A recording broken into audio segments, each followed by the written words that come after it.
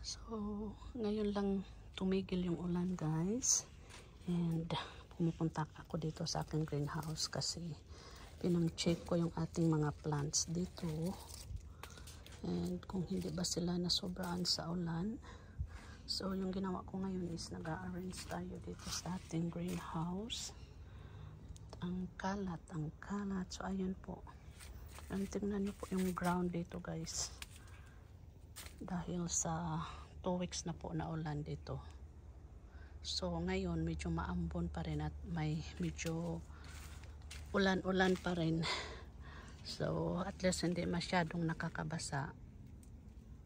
Yun ang ginagawa ko today is nag-rearrange tayo ng ating mga babies dito sa ating greenhouse. And yung ating mga propagation dyan sa baba guys, pinamputulan ko ng dahon. Kasi pinapapak sila ng mga yung mga worms na favorite nila yung ating peace lilies. Ito yung ating golden na peace lily guys, ayan. So chine-check ko ito kasi may mga uod-uod, kasi may mga butterflies dito na pumapasok. And nainis ako kasi maganda naman sila tingnan, kaso once na mangingitlog sila kung saan-saan, ang mangyayari is magiging worm. Yan, magiging worm yung itlog ng mga butterfly. So halos dito ko inuubos yung buong araw ko dito sa ating garden.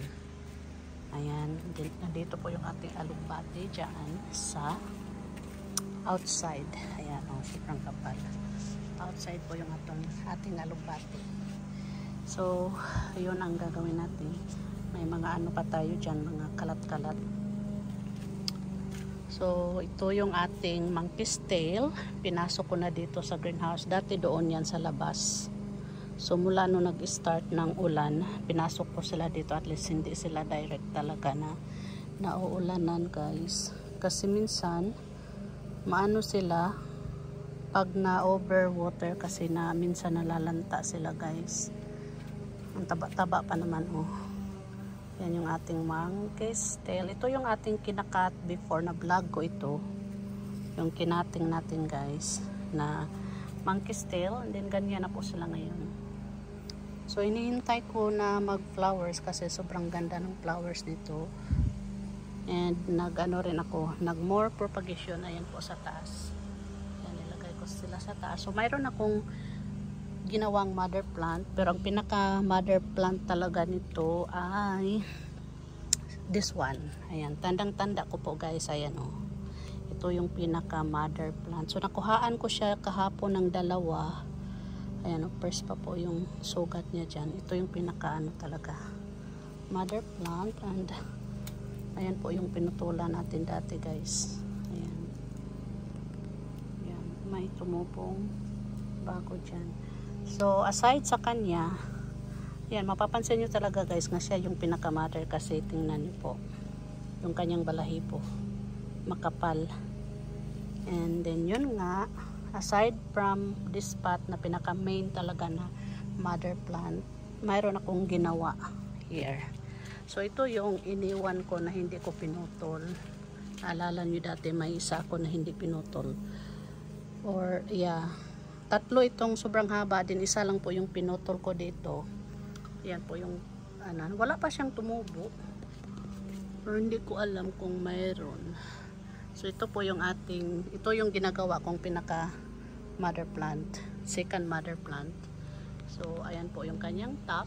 Ayan may mga maliliit na dyan. So siya yung hinahang ko talaga para maganda yung kanyang bagsak. So at yun nga, speaking of bagsak, bumabagsak na naman yung ulan na nararamdaman ko guys. So pupunta ako doon sa dulo. And then here yung ating mga propagation ng ating mga rubber tree. Ikakat ko din yan sila mga kabayan para magkaroon sila ng sanga-sanga. So far maganda naman yung tubo nila.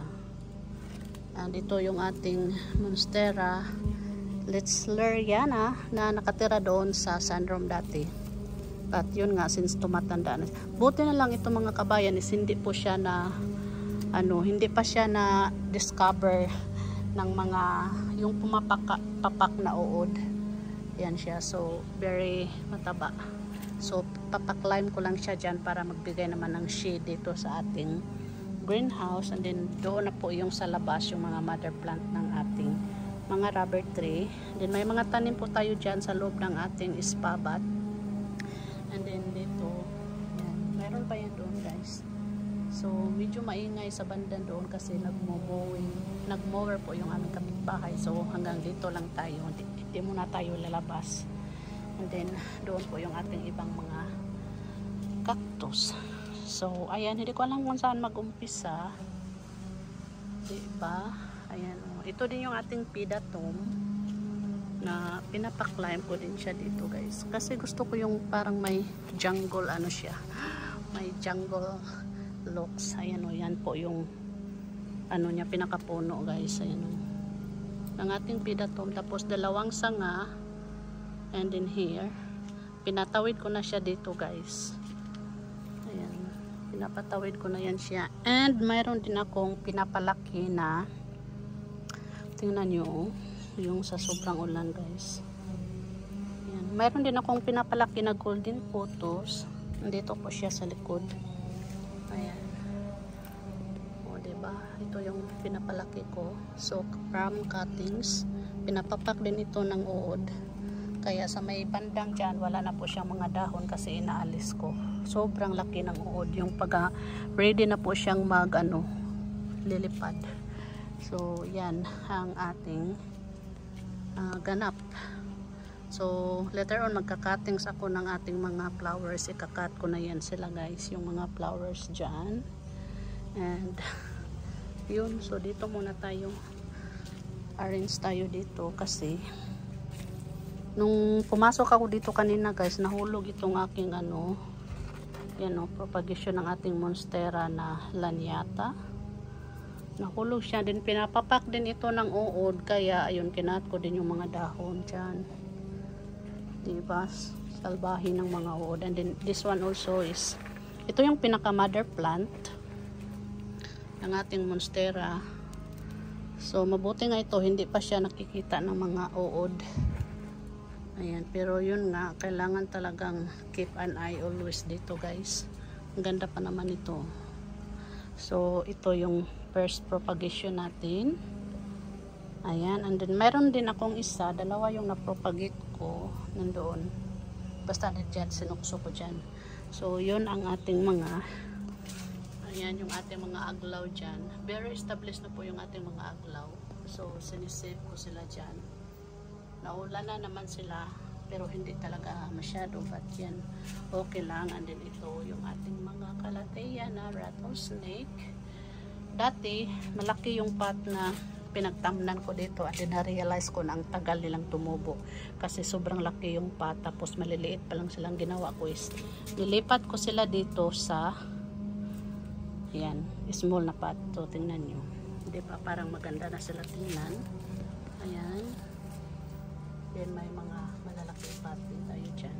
And here, ito yung top cut or heads ng aking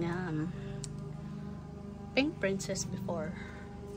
Top cut, and then ito yung yung sa katawan.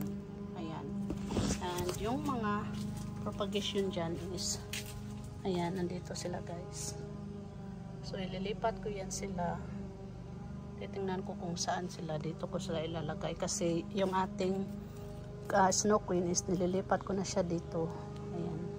So yan lang po ang ating ganap for today. And then yung ating mga black Zanzibar. Ayan. May mga padahon silang bago. And then yeah, yan mga propagation natin. Ito yung nirels ko kanina na Philodendron Brazil. Yan po yung dalawa nating na propagate guys, but marami tayong water propagation. Ito sobrang haba na, which is nasa jar lang po, nandoon sa ating sunroom. So ako'y tutuloy na po sa ating pag-rearrange dito.